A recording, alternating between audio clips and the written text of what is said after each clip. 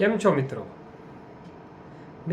આજે આપણે રમઝટમાં હાલના લોકસભા ઇલેક્શનમાં જે બંને તરફથી ચર્ચાઓ થઈ રહી છે એ સમજવા માટે પ્રયત્ન કરીએ. સૌથી પહેલાં તો છેલ્લા થોડા દિવસોમાં એટલે ત્રીજા ચરણ પછી ઇન્ડિયા ગઠબંધન દ્વારા એવા ક્લેમ કરવામાં આવ્યા કે હવે ભાજપ 220 પર અટકે છે, એનડીએ 250 પર અટકે છે અને એ સંબંધિત ઘણા બધા વિડીયો, ઘણી બધી ચર્ચાઓ માર્કેટમાં આવી. એટલે ક્યાંક ને ક્યાંક એવું વાતાવરણ પણ ઊભું થયું કે ખરેખર શું ભાજપ 220 240 પર અટકે છે? અને બીજું એ ઘટના બની કે સાથે સાથે સટ્ટા બજારના ભાવ આવવા માંડ્યા કે ભાઈ 360 ભાજપ હતું એ 327 થયું, ત્યાર પછી 298 થયું.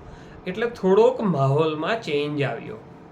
એ દરમિયાન ઇન્ડિયા ગઠબંધન સાથે જોડાયેલા એવા યોગેન્દ્ર યાદવ દ્વારા ઘણી બધી ચેનલોને ઇન્ટરવ્યૂ આપવામાં આવ્યા કે આ જગ્યાએ આ કારણો, એટલે એમના કારણો ઘણા બધા ડિટેલ્સમાં હતા કે ભાઈ યુપીની અંદર માહોલમાં ફરક આવ્યો છે, નીતિશ કુમાર નબળા પડી રહ્યા છે એનડીએ ગઠબંધનમાં, બિહારમાં, મહારાષ્ટ્રમાં. આપણે ડિટેલ ચર્ચા કરીશું દરેક રાજ્યવાઇઝ, પણ મહારાષ્ટ્રની અંદર ઉદ્ધવ ઠાકરેની શિવસેના માટે એક સિમ્પથી છે, શરદ પવાર માટે એક સિમ્પથી છે, એ બંનેની પાર્ટીઓમાં તૂટ આવી છે. અને કોંગ્રેસ, આ કોમ્બિનેશન મહારાષ્ટ્રમાં ભારે પડી રહ્યું છે.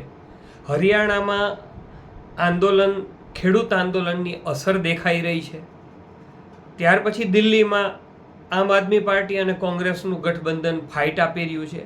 આવા બધા ડિટેલ યોગ્ય રજૂઆતો દ્વારા યોગેન્દ્ર યાદવે ઘણા બધા ચેનલોને ઇન્ટરવ્યૂ આપ્યા કે હવે એવું લાગી રહ્યું છે કે ક્યાંક ને ક્યાંક ભાજપ 250ની નીચે અટકી રહ્યું છે. ત્યાર પછી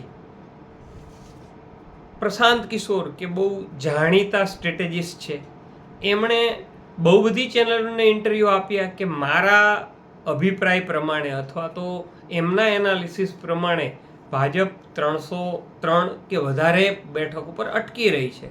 અને એમનું એવું કહેવું હતું કે ક્યાંક ને ક્યાંક ડિસ્ટ્રેસ છે રૂરલમાં, બેરોજગારી છે, પણ વિપક્ષ એને વોટમાં પરિવર્તિત કરવામાં નિષ્ફળ નીવડ્યો છે. અને એવું કોઈ ક્રિએટિવ અને કન્સ્ટ્રક્ટિવ નેરેટિવ્સ નથી ડેવલપ કરવામાં આવ્યો કે જેને લીધે આ ગઠબંધન તરફ લોકોના વોટ જાય. એટલે એમનું, પ્રશાંત કિશોરનું એવું કહેવું હતું કે આ બધા કારણો હોવા છતાં પણ ભાજપ 303 કે વધારે બેઠકો પર જીત મેળવશે. એટલે આ બંને તરફના દાવાઓ હાલમાં માર્કેટમાં ચાલી રહ્યા છે અને લોકો પોતાની રીતે પોતાનું અનુમાન બાંધી રહ્યા છે.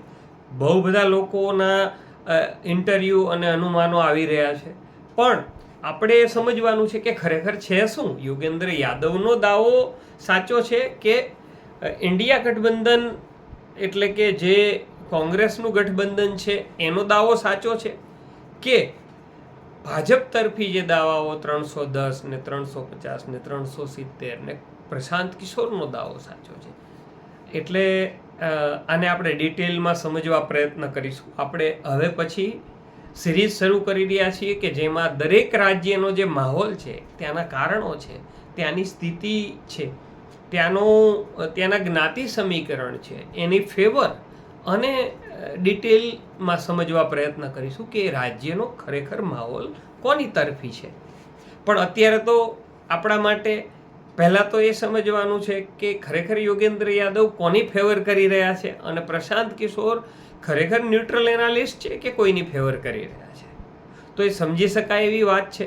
પણ હવે આપણે આ પછીના એપિસોડમાં દરેક રાજ્યવાર સમજવા પ્રયત્ન કરીશું કે ખરેખર શું સ્થિતિ છે.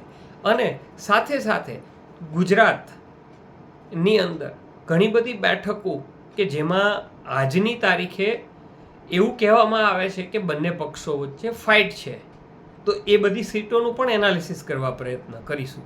જેમ કે વલસાડ માટે એવું કહેવામાં આવે છે કે વલસાડમાં અનંત પટેલ અને ધવલ પટેલમાં જબરજસ્ત ફાઇટ છે. ત્યાર પછી ચૈતર વસાવાવાળી સીટ પર, એટલે કે ભરૂચમાં ચૈતર વસાવા અને મનસુખ વસાવા વચ્ચે જબરજસ્ત ફાઇટના એંધાણ છે અને એ ફાઇટ પછી ચુનાવની બદલે ખરેખર ફાઇટમાં પણ પરિણમી હોય એવા વાતાવરણ ને એવા વિડીયો વાયરલ થયા હતા.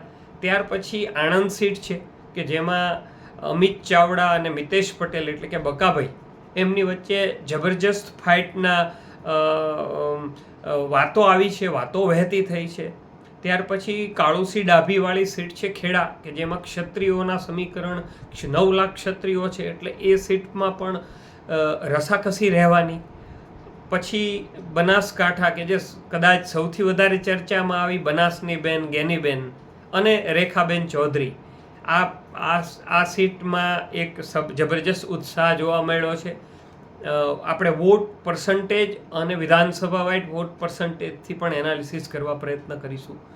ત્યાર પછી સાબરકાંઠા કે જ્યાં ભાજપે ઉમેદવાર બદલ્યા અને ત્યાર પછી ભાજપની વિરુદ્ધમાં માહોલ હતો અને ભાજપે કોંગ્રેસમાંથી આવેલા ધારાસભ્ય પદના ઉમેદવારના વાઇફને ટિકિટ આપી, કે જે ઇવન ઉમેદવાર ભાજપના પ્રાથમિક સભ્ય પણ નહોતા. ત્યાં તુષાર ચૌધરી, જે અમરસિંહ ચૌધરીજીના સુપુત્ર છે, એમને ટિકિટ કોંગ્રેસે આપી છે. એ સીટમાં એક રસાકસી છે. ત્યાર પછી પાટણ, કે જેમાં ચંદનસિંહ ડાભી અને ચંદનસિંહ ઠાકોર અને ભરતસિંહ ડાભી વચ્ચે એક જોરદાર રસાકસી છે. સુરેન્દ્રનગર સીટ, કે જેમાં ઋત્વિક મકવાણા અને ચંદુભાઈ સિહોરા વચ્ચે રસાકસી છે. રાજકોટ, કે જેમાં પરેશ ધાનાણી અને પુરુષોત્તમ રૂપાલા વચ્ચે રસાકસી છે. અને જામનગર સીટ, કે જેમાં પીડી મારવિયા અને પૂનમબેન માડમ વચ્ચે રસાકસી છે. અને અમરેલી સીટ, કે જ્યાં ભરતભાઈ સુતરિયા અને જેનીબેન ઠુમ્મર વચ્ચે રસાકસી છે. તો આ બધી સીટોને આપણે એક પછી એક સમજવા માટે પ્રયત્ન કરીશું અને ત્યાંના સમીકરણો, ત્યાંના વોટ શેર, લોકલ સમીકરણો, માહોલ, આ બધું સમજવા માટે એક પછી એક આપણે પ્રયત્ન કરીશું. અને આની અસર શું છે સમગ્ર લોકસભા ઉપર એ પણ સમજીશું. તો આ આપણે જે સિરીઝ શરૂ કરી છે એમાં જોડાઈ રહેવા માટે નીચેનો બેલ આઇકોન દબાવો, જેથી કરીને તમે રમઝટના દરેક વિડીયોના નોટિફિકેશન તમને મળે. અને આ વિડીયો લાઇક અને શેર કરો તમારા ગ્રુપમાં. આપણે એક સિરીઝ શરૂ કરી છે. થેન્ક યુ વેરી મચ આ વિડીયો જોવા માટે. Thank you.